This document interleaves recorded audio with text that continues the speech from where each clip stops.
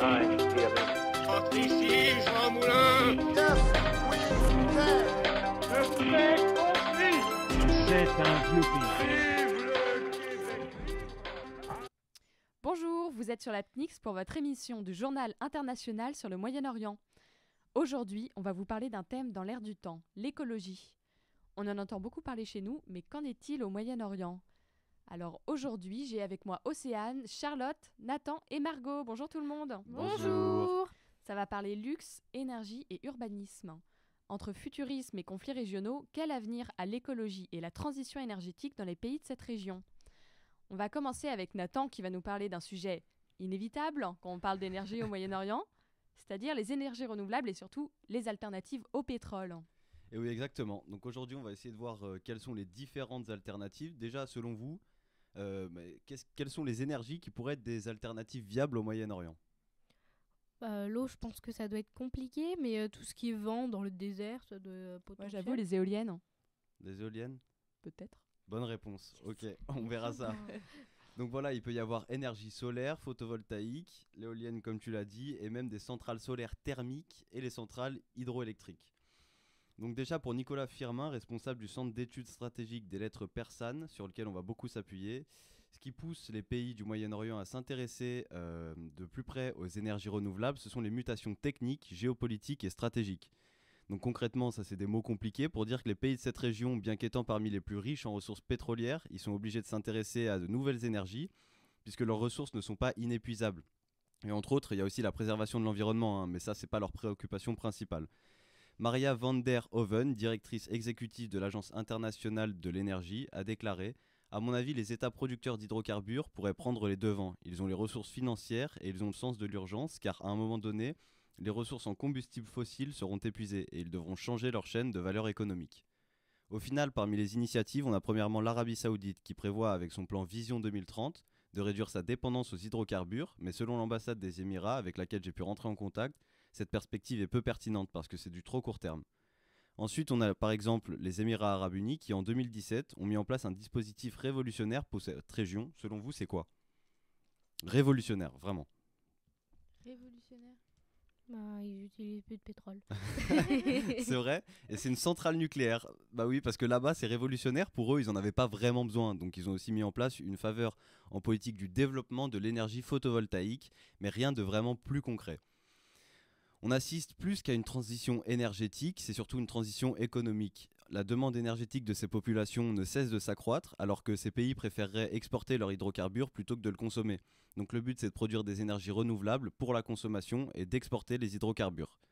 Pour de nombreux observateurs, la motivation des pays du Moyen-Orient à investir dans les énergies renouvelables, elle augmente à mesure que le cours des hydrocarbures baisse. Parce qu'il faut bien qu'ils anticipent la perte de revenus engendrée par la baisse de demande du pétrole.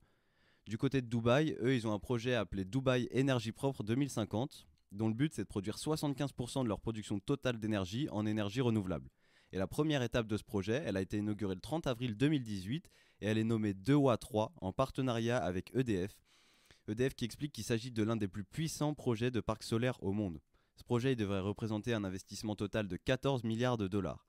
Et toujours selon eux, il devrait éviter 6,5 millions de tonnes de dioxyde de carbone par an. Donc toujours à Dubaï, qui est le pays le plus avancé dans la course aux énergies renouvelables, la DEWA a confié encore une fois à EDF la conception et la réalisation d'une centrale hydroélectrique qui pourrait être achevée dès 2021. Ensuite, on a l'Iran, donc pour parler des éoliennes, comme tu le disais Marianne, qui s'est lancé dans les énergies renouvelables. Et selon Melissa Petrucci, pour Smart Grid, c'est compliqué à dire ça, le pays rivaliserait avec les leaders du domaine que sont la France et le Royaume-Uni. Il y a beaucoup de vent là-bas apparemment. Et tous ces pays du Moyen-Orient, ils possèdent des capacités d'investissement assez énormes du fait de l'argent engendré par le pétrole, ce qui leur permet facilement d'anticiper la fin des énergies fossiles. Et même si ça peut paraître paradoxal, ce sont des pays qui, dans les années à venir, seront parmi les plus avancés dans le domaine des énergies renouvelables. Ces pays possèdent un potentiel d'énergie renouvelable solaire important. Les régions arides et désertiques y sont légion, ce qui veut dire que le soleil et l'espace libre inutile également. Et pour Adnan Amin, directeur général de l'Agence internationale pour les énergies renouvelables, dans le cœur pétrolier du Moyen-Orient, les investissements dans les énergies renouvelables se font à des coûts qui changent vraiment la donne. Donc non seulement ils sont riches, et en plus de ça, ça leur coûte pas cher, ils ont tout gagné. Ces investissements leur permettent également d'avoir une économie moins dépendante du pétrole, qui représente selon Abdullah Al-Aqwa encore 80% de celle-ci. Et même si leur motivation première est économique, elle a tout de même le mérite d'engendrer un impact très positif sur l'environnement. Comme quoi, économie et environnement sont peut-être plus compatibles qu'on nous le laisse penser, et comme les politiques le laissent entendre lorsqu'il s'agit de prendre des mesures en faveur de l'environnement. Merci Nathan pour cette chronique qui ouvre bien sur notre sujet. Maintenant, on va rester un petit peu vers les pétroménarchies. Mais entre futurisme et écologie, la ville de Masdar est un modèle unique au Moyen-Orient. Née de la mégalomanie de la pétromonarchie des Émirats arabes unis, elle s'élève dans le désert tel un mirage écologique. Je laisse Océane vous en dire plus. Oui, alors la dernière fois, j'ai fait une chronique en vous assurant qu'il était possible de faire de l'agriculture bio même en plein désert. Eh bien, devinez quoi, aujourd'hui, je reviens pour vous dire qu'il est également possible de créer une ville dans le désert qui soit... passion pour le désert, hein, franchement. Exactement. Une ville, du coup, dans le désert, qui soit autosuffisante et 100% écolo, ou presque. Alors, c'est un projet qui a déjà quelques années, mais comme il a pris du retard, il est toujours d'actualité. Du coup, j'ai décidé de vous en parler quand même. Cette ville, qu'on peut qualifier d'expérimentale, porte le doux nom de Masdar, qui veut dire source en arabe. Elle est située à une vingtaine de kilomètres au sud-est d'Abu Dhabi. Bah tiens, on va réviser. Abu Dhabi, capitale de... Je sais pas. Émirats arabes unis. Oui, Émirats arabes unis. On n'a rien dit, on n'a pas perdu. Bravo Marianne. Alors, le projet a été développé par Mubadala Development Company et Abu Dhabi Future Energy Company. Il a commencé en 2008 et il était initialement prévu pour un montant avoisinant les 22 milliards de dollars et 8 ans de travaux. Mais la crise financière est passée par là et a retardé considérablement les travaux dans la ville qui seront finis, si tout va bien, à l'horizon 2030. Cette ville est prévue pour accueillir 40 000 habitants et 1500 entreprises. Jusque-là, rien d'impressionnant. Mais ce qui en fait un projet unique, c'est que cette ville est conçue de façon à ce qu'elle puisse être autonome au niveau énergétique. Le but, c'est qu'elle devienne la première cité avec une vie sans émissions de carbone et sans déchets. Alors, pour remplir ces objectifs, Masdar utilisera forcément de nombreuses sources d'énergie renouvelables. Et d'ailleurs, l'une des premières constructions du projet a été une immense tour photovoltaïque qui fournit l'énergie nécessaire pour construire tout le reste de la ville. Et donc du coup, une fois que la ville sera finie, cette tour sera réutilisée pour fournir toute la ville en énergie. Il y aura bien sûr aussi de nombreux panneaux solaires un peu partout, ainsi que des fermes à vent qui seront construites autour de la ville pour capter le vent et produire de l'énergie. Pour ce qui est du transport, qui est quand même une source importante de pollution, ça promet d'être révolutionnaire, puisque la ville a été surélevée à la base de 7 mètres pour pouvoir construire un réseau souterrain de transport en dessous. Donc du coup, les véhicules sont bannis de la ville et tout se fait en souterrain par des véhicules électriques. Ça ressemble pas vraiment à des voitures, c'est en réalité plutôt des cabines de taille moyenne qui peuvent contenir entre 1 à 10 personnes et se déplacent automatiquement à la demande selon une voie définie. Et du coup, c'est différent d'un métro, c'est genre un taxi autonome. Oui, c'est entre la voiture personnelle et les transports en commun. C'est un peu particulier. Ça ressemble un peu aux cabines, aux œufs pour... Au ski ? Au ski, ouais. Ouais. On est En plus plutôt rapide, sur ce j'espère. concept-là. Oui. Et du coup, tu peux choisir l'endroit où il va. Enfin, c'est pas comme aux œufs où c'est défini en bas, en haut. Les voies sont définies, Mhm. mais c'est comme un métro, il y a plusieurs directions. Ah oui, quoi. donc tu dis je veux aller de tel côté, le truc t'emmène de tel côté. C'est ça. Trop bien. Plus de bouchons. Est-ce qu'il y a des bouchons? Techniquement, non. C'est calibré en fonction de la circulation. Il y a plus ou moins de cabines qui circulent pour éviter le... Il y a peut-être la bouchons. queue pour prendre les cabines par contre. Ah, ça, je sais pas. C'est à développer, on te laisse aller là-bas et améliorer tout ça, Nathan. J'y vais. Et donc, en plus de ça, en théorie, aucun habitant n'aura plus de 200 mètres à parcourir pour accéder au commerce et aux services de proximité. Donc, la marche à pied et le vélo seront privilégiés comme moyens de transport. Vous allez me dire, intéressant tout ça. Oui, mais c'est pas fini. Intéressant tout ça. Merci. Même l'architecture de la ville a été pensée écolo. En croisant nouvelles technologies et architecture traditionnelle arabe, ils ont réussi à obtenir un super concept. C'est-à-dire que la ville a été dessinée de façon à avoir des rues étroites et bien abritées du soleil, est rafraîchie par un réseau de cours d'eau avec des orientations qui permettent de climatiser naturellement les rues grâce au vent. Et la ville, en plus de ça, est entourée de murs destinés à protéger des vents chauds du désert. Donc avec tout ça, on n'a pas besoin d'utiliser la clim pour supporter la chaleur. Ce qui est quand même pas mal au niveau... Mais en fait, c'est une ville parfaite. Fait pas trop chaud, fait pas trop froid, tout est Le à but côté. étant d'obtenir un microclimat sur le papier. Mhm. Donc, en résumé, sur le papier, Masdar semble être un projet innovant et propre. Mais comme tout projet, il fait débat. De nombreuses voix s'élèvent en regrettant que l'on dépense autant d'argent pour faire de nouvelles villes à partir de zéro, plutôt que d'améliorer des villes existantes. Et certains ont aussi peur que Masdar devienne une ville privilégiée où seuls les riches pourront habiter, parce que forcément ça aura un coût.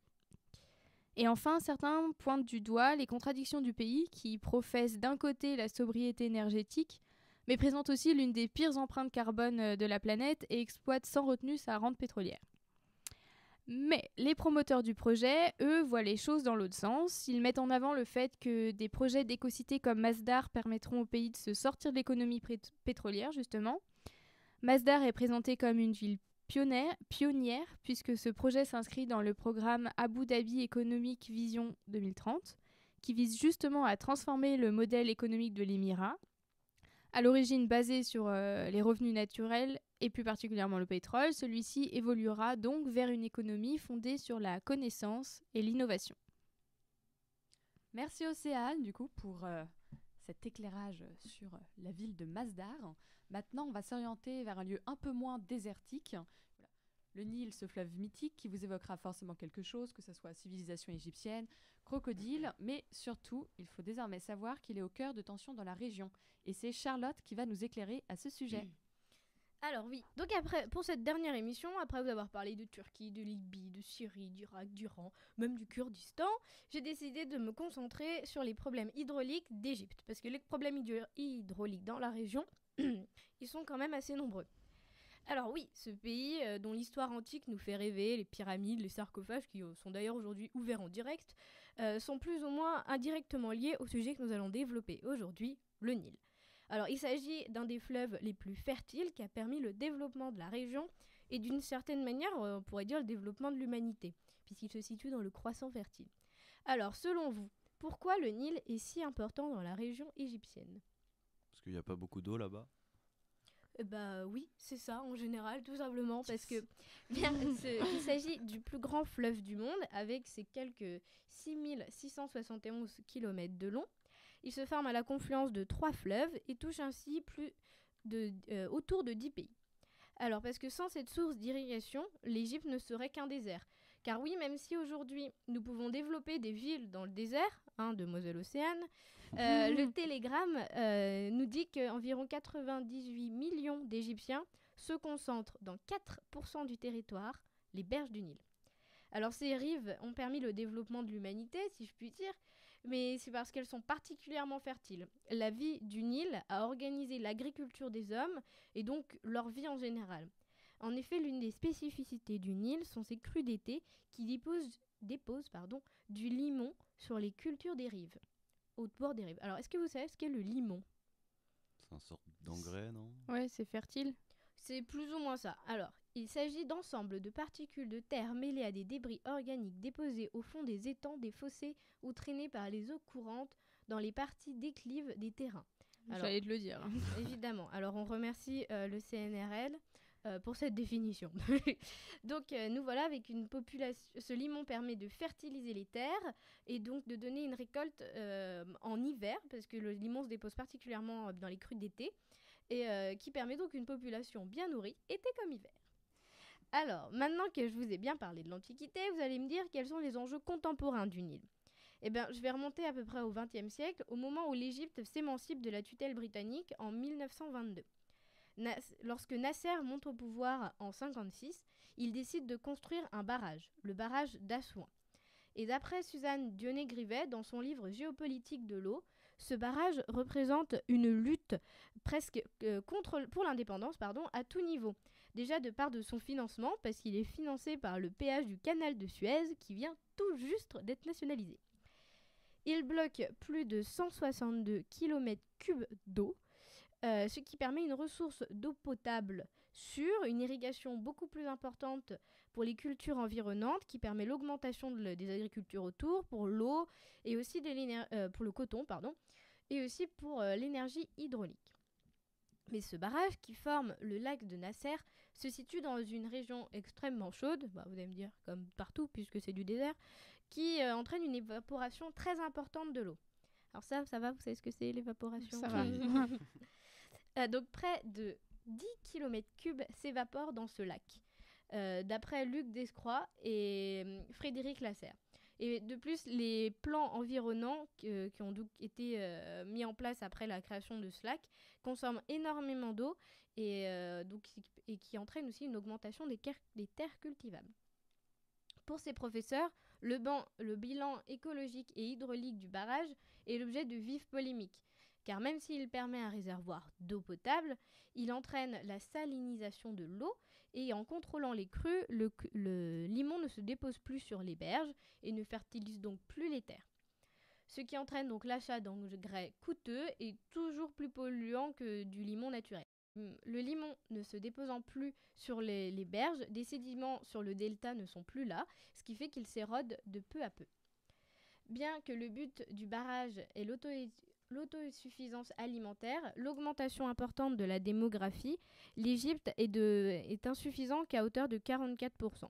Et le risque de pénurie hydraulique et alimentaire reste donc très important. Alors, quelles sont pour vous les conséquences régionales de ce barrage, même du Nil en général? Il y a des guerres, des conflits en tout cas. Alors, des guerres pas encore, mais des tensions oui. Parce que donc l'Égypte est dépendante du Nil, comme je vous dis depuis le départ, parce que 95% de l'eau présente sur son territoire est issue de pays présents en amont. Du coup, il suffit qu'il fasse un barrage et le Nil complètement bloqué. Donc comme je vous le dis, le Nil passe à travers une dizaine de pays qui ont le droit, bien évidemment, de piocher dans cette source d'or bleu. Alors l'Égypte va essayer de développer des accords. Donc dès 1929, les accords sur les eaux du Nil donnent des droits à l'Égypte, qui se donne même un droit de veto avec le Soudan. Mais l'actualisation de l'accord en 56 se fait au détriment des autres pays en amont. L'Éthiopie, par exemple, qui est quand même le pays où se crée le Nil, a pendant longtemps très peu utilisé ses ressources et elle a décidé de mettre en place une trentaine de barrages après la fin de sa guerre civile, qui lui a permis d'irriguer de nouvelles cultures, même si l'Égypte était bien contre. Mais malgré l'accord, d'importantes tensions avec le Soudan se sont développées, dues à l'instabilité du pays, et la mécanisation de l'agriculture a entraîné une crise sociale où les petits producteurs n'avaient plus accès à leurs terres, ou du moins n'avaient plus les moyens pour entretenir leurs terres, et aussi écologique, car les terres se sont très rapidement érodées et dues aux pratiques agraires. Le Nil est donc devenu un enjeu de sécurité nationale pour l'Égypte dans les années 50. Il y a eu plusieurs déclarations de gouvernants égyptiens dans ce sens, comme l'ancien ministre des Affaires étrangères Bourtou Boutros-Ghali. La prochaine guerre de notre région sera pour l'eau. Donc oui, pour le moment, comme tu le disais Océane, il n'y a pas encore de guerre, mais c'est quand même une possibilité qu'on ne saurait éviter. Parce que l'Égypte se retrouve donc dans une situation ambiguë, privilégier son confort hydraulique au détriment de l'environnement et de ses voisins, ou risquer une pénurie hydraulique et alimentaire. Alors, merci Charlotte du coup pour cet éclairage sur le Nil. Maintenant, on va parler de la mode. Donc la mode qui est la deuxième industrie la plus polluante du monde après le nucléaire. Le Golfe est d'ailleurs un grand consommateur de luxe. Donc qu'en est-il de la mode, notamment de luxe, au Moyen-Orient? Je laisse la parole à Margot. Alors oui, moi je vais vous parler donc du luxe et du développement durable au Moyen-Orient. Donc la question qu'on peut se poser, c'est est-ce que pour vous le luxe et le développement durable sont des valeurs contradictoires? Donc ça peut sembler tout d'abord très contradictoire, même impossible, parce que la représentation du luxe qu'on se fait, c'est souvent avec de la pollution et un non-respect de la nature. On peut critiquer le luxe sur son caractère inutile, car on va beaucoup gaspiller. Il utilise trop les ressources humaines et naturelles qui pourraient être utilisées pour des choses plus utiles. Mais le cycle de consommation du luxe est, lui, durable, puisque les produits se transmettent de génération en génération. Le luxe peut donc favoriser et protéger le savoir-faire, l'artisanat et les ressources de qualité. Avec le groupe Chaloub, le luxe dans le Golfe est un avenir prometteur car il fait écho à ses traditions et à ses cultures profondément enracinées. Le luxe génère des produits durables et intemporels qui résistent au rythme effréné des modes et au gaspillage de la surconsommation. D'après le livre blanc Luxe et développement durable, quel futur pour le Golfe ? La consommation de produits de luxe est stimulée par la tradition du cadeau, importante dans l'islam, tout comme celle de porter du parfum, souligne Madame Munached. Il y a une consommation abondante du luxe dans la région. Les adolescents émiratis dépensent en moyenne 6 fois plus que les adolescents du monde entier, d'après une étude de AMRB. Le consommateur assez riche dépense en moyenne $2400 par mois dans le domaine du luxe. Rien que ça. Le marché du parfum et des cosmétiques est ainsi estimé à 800 millions d'euros rien qu'au Koweït, d'après Le Monde. Selon le groupe Chaloub, un nouvel archétype de client commence à apparaître avec un plus grand sens du pragmatisme dans leurs relations avec les marques de luxe. Donc en effet, on peut remarquer que les nombreux consommateurs souhaiteraient en connaître plus sur la marque et ses engagements, car ils se soucient de l'impact que leur consommation peut engendrer sur l'environnement.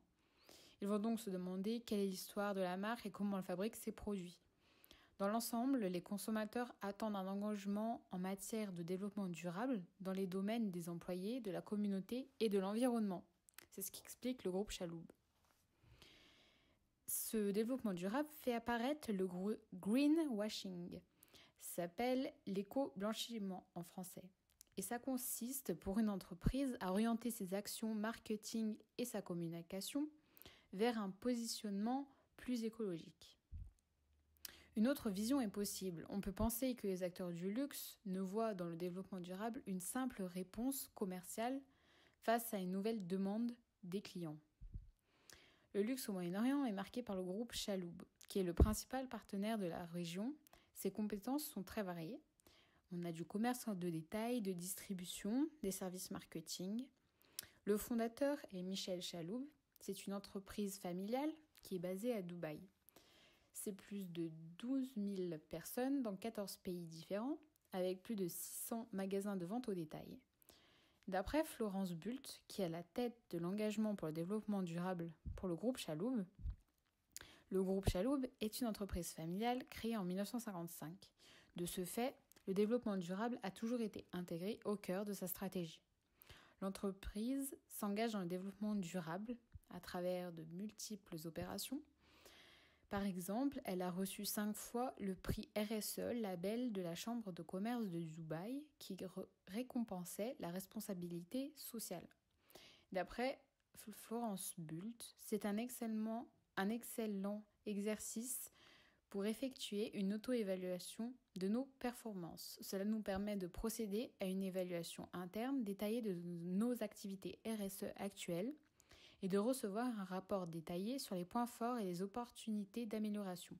Il nous fournit une feuille de route pour progresser. Le label nous permet d'être exposés à d'autres entreprises de Dubaï et à leurs activités de RSE. Le groupe réalise aussi le plan de Dubaï 2021. Ils ont une stratégie qui a des objectifs de croissance verte. Le groupe est membre de la communauté du Pacte mondial des Nations Unies depuis 2014. Le groupe s'engage donc à aligner ses pratiques opérationnelles et ses stratégies aux 10 principes universellement reconnus dans les domaines des droits de l'homme, du travail, de l'environnement et de la lutte contre la corruption. Il s'engage également à publier annuellement un rapport de développement durable qui décrit l'approche du groupe pour contribuer à sa durabilité, incluant ses méthodes de travail, son impact sur les économies dans lesquelles il est présent, sa gérance de l'environnement, ses ressources humaines, la qualité des opérations et sa performance en durabilité. D'après la directrice du développement durable, cela nous permet de structurer notre approche stratégique en suivant des standards de pratique internationale, avec une aide au management du risque, avec une obligation morale envers nos partenaires. Cela assure une consistance en période de changement. Cela permet de continuer nos activités de développement durable dans le temps. Cela permet d'atteindre des profits à court terme et des profits à long terme. Cela permet un recrutement et une rétention de talents pour l'entreprise. Ça participe à la compétitivité du groupe et au développement de ses fonds propres et permet de développer des partenariats spécifiques avec des organisations membres. Donc cela a vraiment de nombreux avantages. Le groupe est aussi signataire des principes d'autonomisation des femmes. Il a créé en 2009 le Chaloub Impact, qui est une stratégie de développement durable qui a pour but d'améliorer la performance sociale et environnementale du groupe, en engageant des équipes et des partenaires. Et pour cela, il a en fait 3 piliers. Donc le premier, c'est responsabiliser les jeunes par l'éducation. Le deuxième, promouvoir la viabilité environnementale à travers le changement de comportement. Et le troisième, c'est sensibiliser et collecter des fonds pour l'aide humanitaire. D'après la directrice du développement durable, en chiffres, c'est 120 activités par an, 3800 employés engagés et 150 ambassadeurs dans la région. Donc, un de leurs objectifs, c'est que chaque employé doit être informé et doit participer à au moins une des initiatives du Chaloub Impact. Toutefois, certaines marques de luxe ne conduisent pas toutes des politiques de développement durable. Comme l'a démontré Élise Lucet dans Cache Investigation, avec le groupe LVMH, qui vend ses produits partout dans le monde et en partie au Moyen-Orient. On peut découvrir dans ce reportage les dessous de la fabrication du cuir dans des conditions vraiment désastreuses. Donc la place du secret dans le luxe est grande, ainsi on ne sait pas tout de ces nombreuses marques qui vendent du rêve. C'est pourquoi il est difficile d'obtenir des informations sur les marques de luxe. Le groupe Chaloub rédige et publie des livres blancs, ce qui facilite vraiment l'accès à l'information. Il met également beaucoup en avant le développement durable. La question du développement durable est aujourd'hui une prise de conscience populaire qui tend à une prise de conscience économique dont on espère impactera les entreprises afin que ces dernières pensent plus à la planète. On observe tout de même une évolution et une possibilité de concilier développement durable et luxe avec différentes mesures prises par certaines entreprises au Moyen-Orient et également dans le monde. C'était votre dernière émission de la PNIX Moyen-Orient sur L3L avec le Journal International. Merci à tous pour nous avoir écoutés et on passe le relais aux prochaines équipes. On part en vacances. Au revoir.